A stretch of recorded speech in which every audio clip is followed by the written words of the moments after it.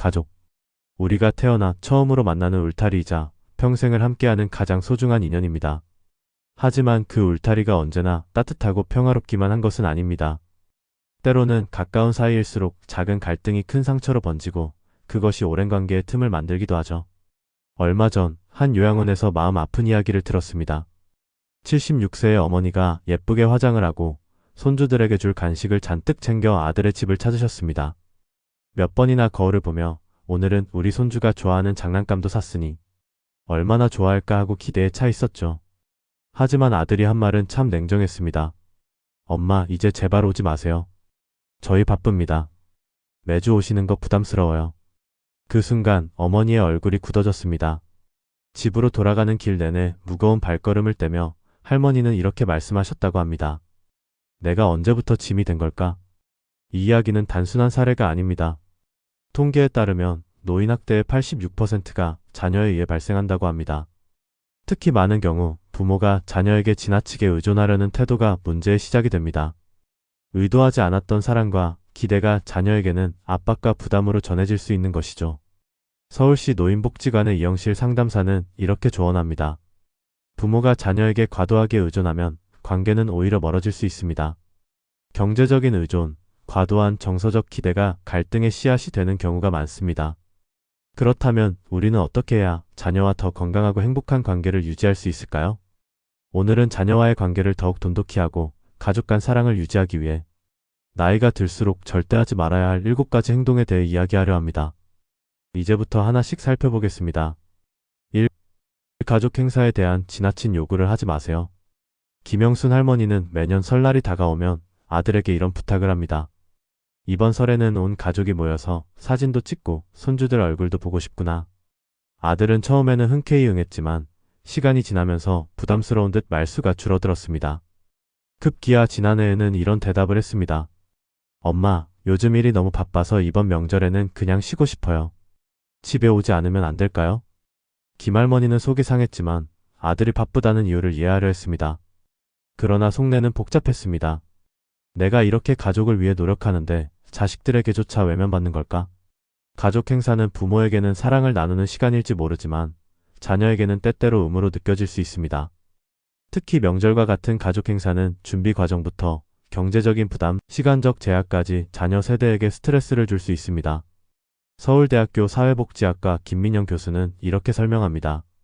부모는 가족 행사를 통해 유대감을 느끼지만 자녀는 그 부담감을 더 크게 느낄 수 있습니다. 특히 직장과 육아로 바쁜 세대에게는 부모님의 요청이 사랑이 아닌 압박으로 다가올 수 있습니다. 74세 박정숙 씨는 매주 일요일마다 가족 저녁 모임을 강요했습니다. 내가 요리 다 해놓을 테니까 와서 같이 밥만 먹자. 아들은 처음에는 따뜻한 집밥을 먹는다는 생각에 기쁜 마음으로 참석했지만 점점 부담이 커졌습니다. 일이 바쁜 주말에 시간을 쪼개와야 한다는 점이 스트레스로 작용했기 때문입니다. 결국 아들은 모임을 점점 미루게 되었고 박 씨는 섭섭함을 느꼈습니다. 이 갈등은 점점 심해져 아들은 박 씨와 연락을 끊는 상황까지 이어졌습니다. 부모가 가족 행사에 대한 지나친 요구를 하지 않는다면 자녀들은 오히려 더 자발적으로 부모를 찾을 가능성이 큽니다. 김민영 교수는 이렇게 조언합니다. 부모는 가족 행사에 대해 더 유연해져야 합니다. 모두가 편한 일정을 존중하고 무리하지 않는 선에서 진행할 때 오히려 관계가 더 깊어질 수 있습니다. 이 재산 이야기는 절대 꺼내지 말라. 82세의 정성희 씨는 자녀들과 잘 지내고 있었습니다. 그러나 얼마 전 평화롭던 관계가 흔들리기 시작했습니다. 계기는 단순했습니다. 정 씨가 자녀들에게 자신의 재산 상황을 이야기한 날부터였습니다. 이 집과 저 아파트는 내 아버지와 내가 평생 일해서 산 거야. 나중에는 너희한테 갈 테니 걱정하지 말고 잘 지내라. 처음에는 자녀들이 별다른 반응을 보이지 않았지만 시간이 지나면서 상황이 복잡해졌습니다. 큰아들이 말했습니다. 엄마, 그럼 아파트는 저한테 상속하시는 거죠? 아니면 나중에 나누실 거예요? 둘째 딸은 조심스럽게 이야기를 꺼냈습니다. 엄마, 사실 이번에 사업 때문에 돈이 조금 필요해서 그러는데 혹시 대출 담보로 집을 좀 써도 될까요? 정 씨는 당황스러웠습니다. 이건 나중에 너희 몫으로 남겨주려고 하는 거지 지금 나눠주려고 하는 건 아니야. 하지만 자녀들은 서로 다른 요구를 하며 다투기 시작했습니다. 큰아들은 작은 딸이 더 많은 도움을 받았다고 불평했고, 둘째 딸은 자신이 더 힘든 상황에 있으니 이해를 부탁했습니다. 재산 이야기는 자녀들에게 기대감을 주거나 때로는 불필요한 욕심을 부추길 수 있습니다. 부모의 입장에서는 단순히 나중에 내 몫이라는 표현이었지만 자녀들은 이를 지금의 몫으로 받아들일 가능성이 큽니다. 서울가정법률상담소의 박주연 변호사는 이렇게 설명합니다. 재산 이야기는 단순히 상속 문제를 넘어 가족 간의 불필요한 갈등을 만들어낼 가능성이 큽니다. 특히 경제적 여유가 없거나 생활이 어려운 자녀들에게는 큰 유혹으로 작용할 수 있습니다. 76세 김정우 씨는 건강이 악화되면서 자녀들에게 미리 자신의 재산 계획을 알렸습니다. 이 땅은 큰아들에게, 이 아파트는 막내에게 나눠줄 거야. 하지만 그때까지는 아무것도 요구하지 말고 기다려주길 바란다. 처음에는 자녀들이 수긍하는 듯 보였지만 시간이 지나면서 큰아들이 상속을 서둘러 요구했습니다.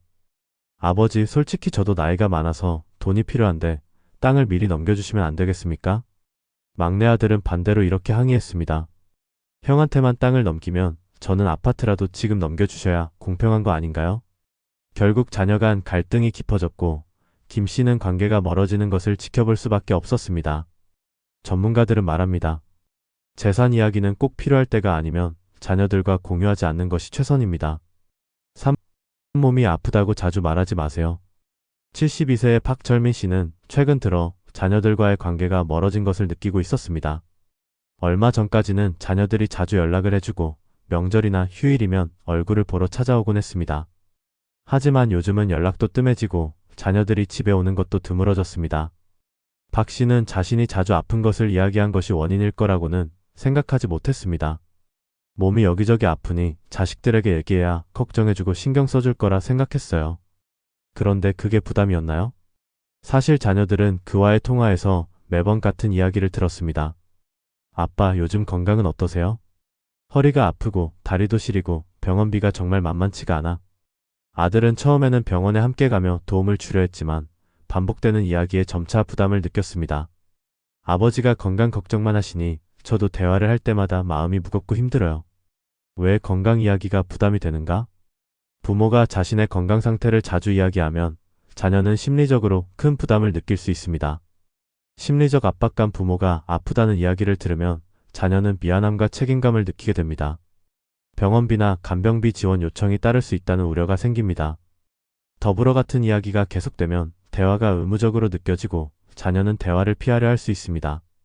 서울 노인복지센터의 이현주 상담사는 이렇게 조언합니다.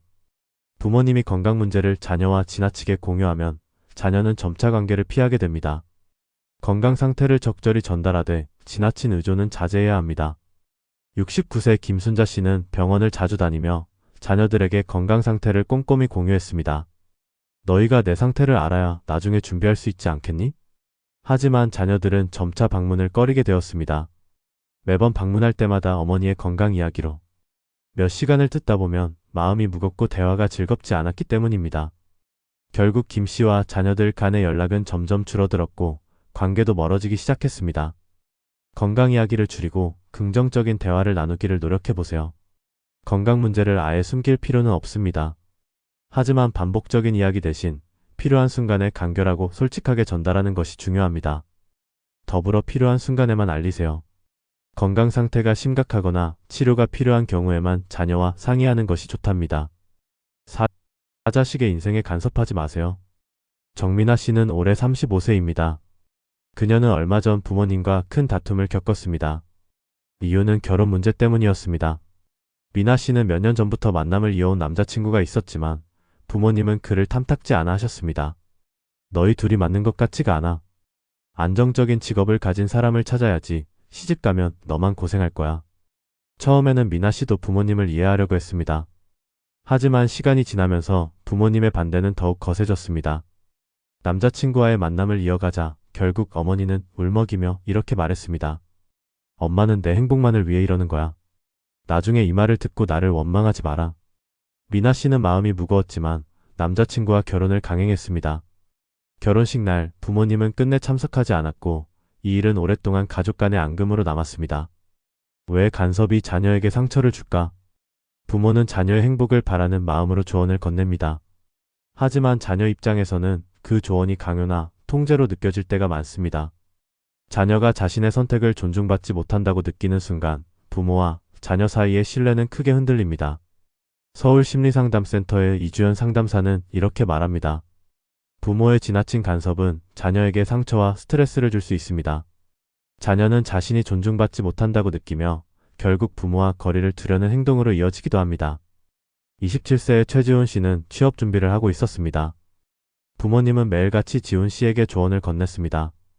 왜 아직도 회사에 지원서를 넣지 않니? 이러다 좋은 회사 못 들어간다. 내가 좀 더 준비하면 공무원 시험도 붙을 텐데 왜 안 하려고 하니? 처음에는 지훈 씨도 부모님의 말에 귀를 기울였습니다. 하지만 시간이 지나며 그 조언이 스트레스로 다가오기 시작했습니다. 매일 같은 이야기를 들으니 숨이 막힐 지경이었어요. 부모님께서 제 뜻은 존중하지 않고 자신들의 방식을 강요한다고 느껴졌습니다. 결국 지훈 씨는 집을 나와 독립했고 부모님과의 대화도 점점 줄어들었습니다. 자녀와의 관계에도 존중과 기다림이 필요하답니다. 부모가 자녀의 인생에 깊이 관여하고 싶을 때 가장 중요한 것은 존중입니다. 자녀가 도움을 요청하지 않는 한 부모의 의견은 단순한 조언으로 끝내야 합니다. 서울대학교 가족상담학과 김현정 교수는 이렇게 강조합니다. 부모는 자녀의 삶에 간섭하기보다는 그들의 선택을 지지하는 든든한 버팀목이 되어야 합니다. 기다려주는 자세가 가족 간 신뢰를 지키는 가장 좋은 방법입니다. 오며느리나 사위 뒷담화는 절대 금지. 68세의 신정자 씨는 얼마 전 며느리와의 관계가 서먹해졌습니다. 이유는 단순했습니다. 동네 친구와의 대화에서 나온 신 씨의 한마디가 며느리 귀에 들어갔기 때문입니다. 우리 며느리 말이야, 참 좋은데 가끔 너무 자기 고집이 세서 힘들어. 이런 말 여기서나 하지 내가 어떻게 대놓고 말하겠어? 이 대화가 어떻게 며느리에게까지 전해졌는지는 알 수 없었지만 그날 이후 며느리는 눈에 띄게 태도가 달라졌습니다. 어머니, 혹시 제가 뭔가 잘못한 게 있나요? 신 씨는 당황스러웠습니다. 분명 장난스럽게 한 말이었지만 며느리에게는 큰 상처로 남았던 것입니다. 며느리나 사위에 대한 뒷담화는 의도와 상관없이 관계에 깊은 균열을 만들 수 있습니다. 부모 입장에서는 단순히 답답한 마음을 표현한 것뿐일 수 있지만 상대방에게는 자신의 존재가 부정당하는 것으로 느껴질 수 있습니다. 서울가족심리센터의 정승환 소장은 이렇게 설명합니다. 가족 내에서 한 사람의 험담이 오가면 당사자는 배제당했다는 느낌을 받을 수 있습니다. 이는 자존심의 문제로 이어지며 결국 갈등의 원인이 됩니다. 한 동네에서 사는 72세 김수진 씨는 이웃과 대화 중에 사위에 대한 이야기를 꺼냈습니다. 우리 사위가 돈은 잘 벌지만 성격이 좀 까다로워. 딸이 고생할까봐 걱정이야. 사위는 우연히 이 말을 들었고 이후로는 김 씨를 대하는 태도가 냉랭해졌습니다. 딸도 어머니에게 불만을 표했습니다. 엄마, 그런 말은 왜 하셨어요? 저희 부부관계는 엄마가 간섭할 일이 아니잖아요. 이후로 김 씨는 딸과 사위가 명절에 오지 않는 상황을 겪게 되었습니다. 며느리나 사위에 대한 불만이나 의견이 생기더라도 이를 직접적으로 이야기하거나 제3자에게 전하지 않는 것이 중요합니다. 이것만으로도 가족 간 불필요한 갈등을 크게 줄일 수 있습니다. 6. 옛날 얘기로 자식을 훈계하지 마세요. 이수연 씨는 항상 부모님의 잔소리를 들으며 자랐습니다. 성인이 되고 독립했지만 부모님과 대화를 나눌 때면 여전히 옛날 이야기가 빠지지 않았습니다. 내가 너만 했을 때는 새벽 5시에 일어나서 논의를 다 했어. 너는 이렇게 편한 세상에서 사는데도 왜 그렇게 힘들어하니? 수연 씨는 처음엔 그냥 흘려들었습니다. 하지만 시간이 지날수록 부모님의 이야기가 스트레스로 다가왔습니다. 부모님 세대와 우리 세대가 얼마나 다른지 이해하지 못하시니 대화가 힘들어요. 결국엔 너희는 부족하다는 뜻으로 들리니까요. 그녀는 점점 부모님과의 대화를 피하게 되었고 방문 횟수도 점차 줄어들었습니다. 부모의 경험담은 자녀를 위한 조언으로 시작되지만 자녀 입장에서는 자신이 부정당하는 느낌을 받을 수 있습니다. 특히 시대적 차이로 인해 부모님의 경험이 지금의 현실과 동떨어진 경우 자녀는 이러한 대화를 잔소리로 받아들이기 쉽습니다. 심리학자 김선우 박사는 이렇게 설명합니다. 부모가 과거의 경험을 강조하면 자녀는 자신의 삶이 존중받지 못한다고 느낄 수 있습니다. 이는 세대 간의 갈등을 심화시키는 중요한 원인 중 하나입니다. 75세 박미경 씨는 자녀들과 만날 때마다 자신의 과거를 이야기하곤 했습니다. 내가 너희 키울 때는 정말 힘들었어. 너희는 이런 고생도 안 해봤으면서 왜 그렇게 투정을 부리니? 자녀들은 점점 어머니와의 대화를 피하기 시작했습니다. 큰딸은 어머니에게 이렇게 말했습니다. 엄마가 우리 세대의 고충을 이해해주지 않으니까 대화를 하고 싶지 않아요. 오히려 우리 이야기를 들어주셨으면 좋겠어요. 이후 박 씨는 자녀들과의 대화에서 자신이 점점 고립되어 가는 것을 느꼈습니다. 과거 이야기 대신 지금 이야기를 해보세요. 부모와 자녀 간의 대화에서 중요한 것은 서로의 경험을 존중하고 현재를 중심으로 대화를 나누는 것입니다. 자녀의 이야기를 경청하기 과거 경험을 강조하기보다 자녀의 현재 고민과 생각을 들어줍니다. 시대적 차이를 인정하며 자녀의 어려움을 이해하려는 태도를 보여주세요. 더불어 자녀와 함께 새로운 추억을 쌓으며 긍정적인 관계를 유지하려고 노력해보세요. 7. 손주 교육에 간섭하지 마세요. 김영희 씨는 5살 손주를 돌보는 일이 가장 큰 즐거움이었습니다.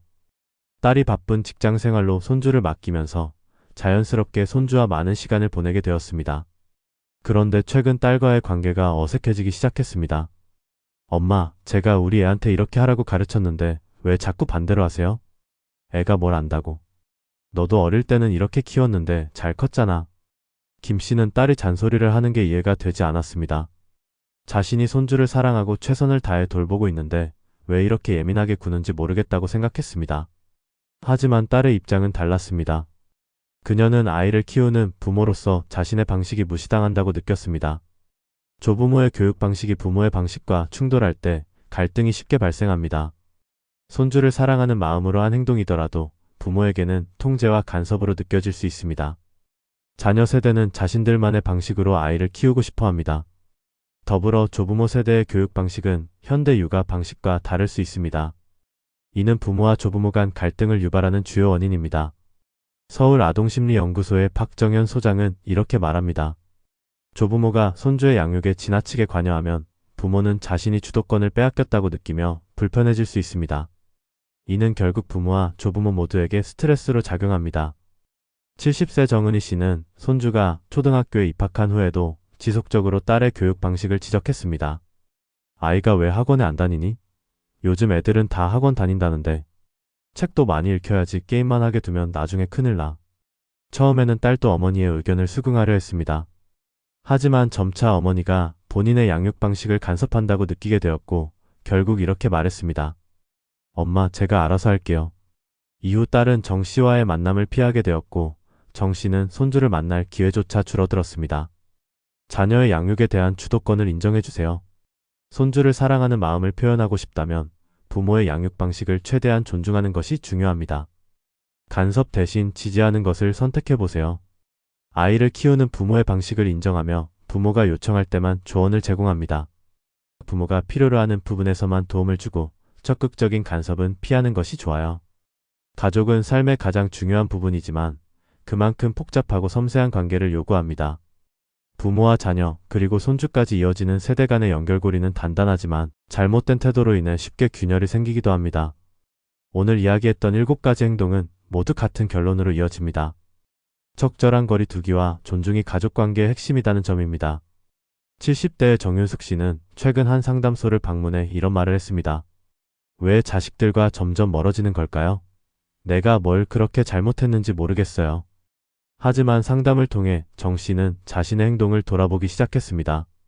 가족 행사에서 자녀들의 입장을 충분히 배려하지 못했던 점, 재산 이야기를 하면서 자녀들에게 불필요한 기대감을 주었던 점, 지나치게 자주 자신의 건강 문제를 이야기하며 부담을 줬던 점, 정 씨는 자녀들에게 다시 다가가기로 결심했습니다.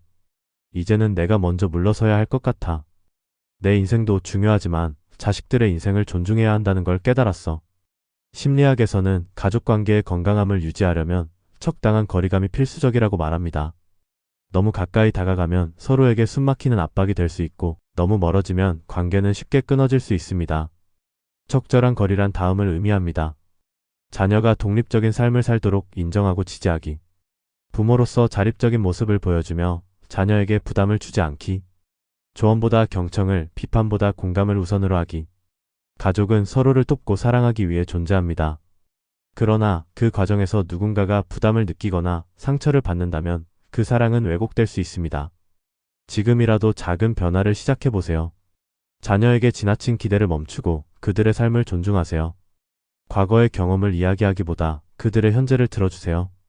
손주를 사랑하지만 그들의 부모가 중심이 될 수 있도록 한 발짝 물러나세요. 이렇게 작은 변화가 쌓이면 가족 간의 관계는 더 단단하고 건강해질 것입니다. 가족은 가깝지만 그만큼 더 예의를 지켜야 할 관계입니다. 오늘 영상이 여러분의 가족 관계를 돌아보는 계기가 되길 바랍니다.